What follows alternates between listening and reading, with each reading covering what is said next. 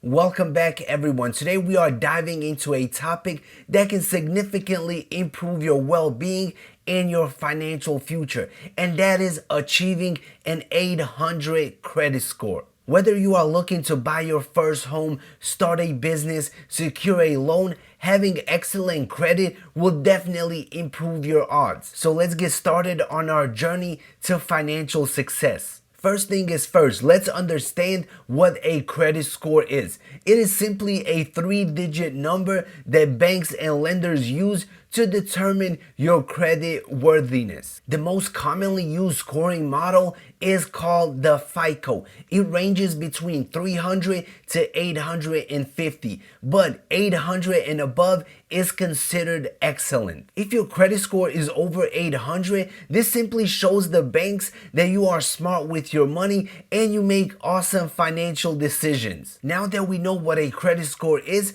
let's start with the steps to achieve that coveted 800 score. These are some things that I personally do in order to keep my credit score above 800 in the excellent category. Your FICO score is made up of 5 different categories, and each category has its own worth. For example, payment history makes up 35% of the score. Amounts owned on credit cards, mortgages, loans, car payments, all of that stuff makes up 30%. The length of your credit history is 15%. New credit is 10%. And the credit mix is also 10%. They simply want to make sure that you are diversified when it comes to your credit. So the first thing that you have to do to improve your credit score to be eligible for that 800 score is to pay your bills on time. Paying your bills on time lays a foundation for your credit score. This is one of the most important things when it comes to credit. Also, making late payments will significantly decrease your credit score. Here are some things that you can do to avoid being late on your bills. You can set up reminders. Also, the biggest one is to set up automatic payments when it comes to your credit cards, mortgage, car loans, and so on. Consistent on-time payments build trust with your lender and boost your credit score at the same time. In order to get that perfect credit score, you'll pretty much need to never miss a payment. Missing one single payment will definitely impact your credit score. Also, these payments tend to stay on your credit for a decent amount of time, and it will take you sometimes years to get rid of that late payment in order for it to have very little impact on your score. But the best thing to simply do is make your payments on time. The next thing that you have to do is to manage your credit utilization. Credit utilization is the ratio of your credit cards to your credit card limits. To maximize your credit score, aim to keep your credit utilization below 30%. For example, if you have a credit card that has a limit of $1,000, make sure that every single month the balance is below $300. That is keeping it below 30%. But the best thing that you can do is to pay off your balance in full at the end of every single month. There's a big myth going around in the credit community, and that is that you have to keep a balance and you have to keep paying it off slowly in order to get a perfect credit score. In reality, that is 100% false. If you simply pay it off at the end of the month, your credit score will be much higher than holding on to a balance. But if you're in a tight financial situation and you need to keep a balance, make sure to keep it as low as possible. Keeping your balances low shows lenders and banks that you are financially responsible and that you can control your own money. Instead of going out and maxing out your credit card, you're playing it smart and keeping the balances real low. One of the techniques that I personally use is to have as much credit available as possible. What is better than one credit card with $1,000 limit?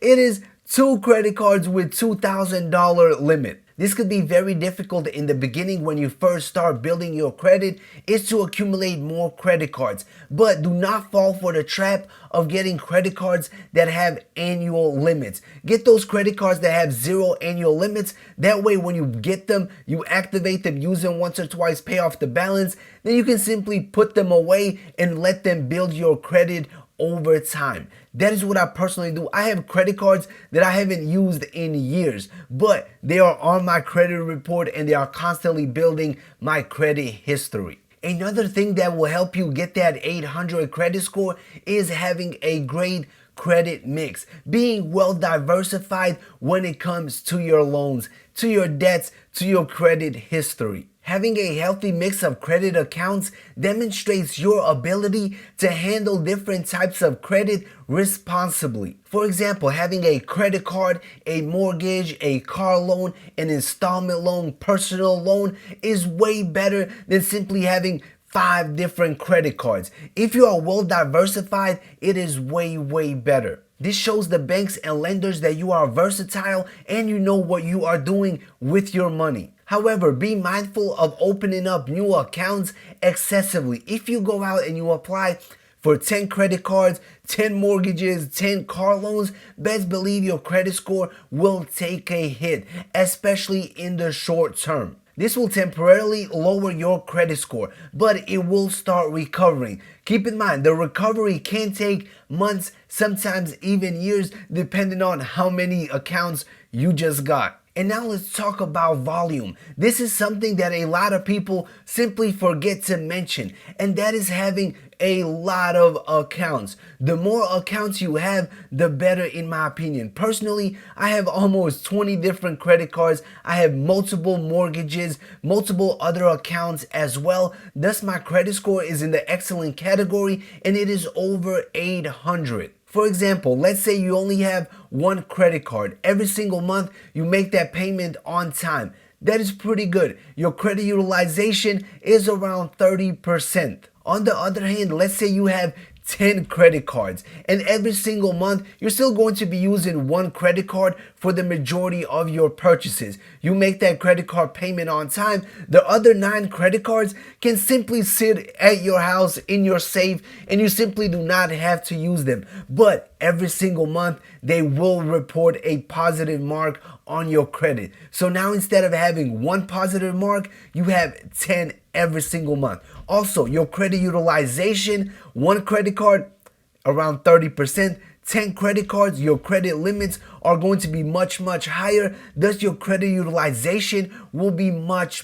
lower. Like I mentioned earlier in this video, if you plan on using this strategy, make sure to only get credit cards that have a 0 annual fee. You do not want to be paying for your 800 credit score. You want to have it for free. Another simple thing that can get you closer to that 800 credit score is maintaining a long history.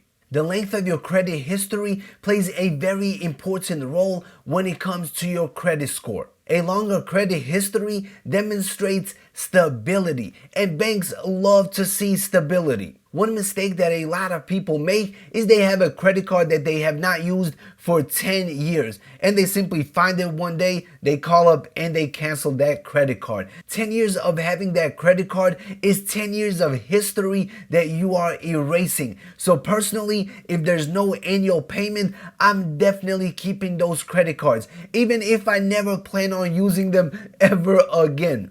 This is one of the reasons I recommend people begin building their credit score as early as they possibly can, even if it means going and getting a credit card the day they turn 18. This will help build the foundation of your entire credit history very early on. Now, it is important to remind you that this is calculated as the average length of your credit history and not the total length. So what I recommend is to start very early, build that foundation, and over the course of many years, that foundation will become rock solid. Your main goal is to keep those accounts in good standing as long as possible. This way, when you get that new credit card or you buy your first house, it will not have a big impact on your score, simply because you have great history that you have built up previously. Here's another awesome tip. Limit new credit applications. Avoid applying for multiple credit cards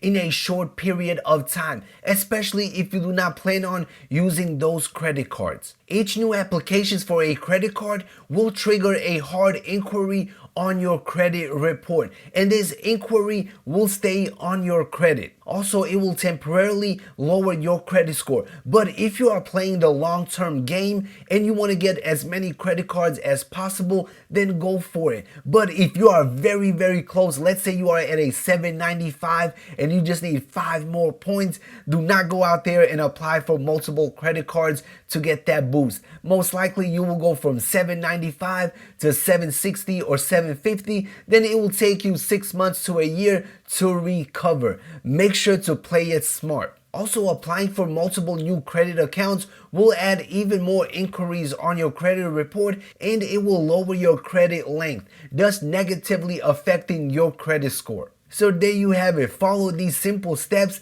and you'll be well on your way to achieving that 800 credit score. And remember, building credit takes time and patience, but the benefits are well worth it. And one final tip before I end this video, make sure to monitor your credit. A lot of credit cards have built-in features. When you log in to pay your bill, you'll be able to see your credit score. You'll be able to monitor it. Make sure to check it at least a couple of times a month. That way, in case there's an error, a late payment or something, you'll be able to bounce on it. You'll be able to correct it before it destroys your credit. Make sure you start monitoring today. So that is all I have for today. Thank you for watching, and remember, stay financially clever. See you in the next video. Peace out.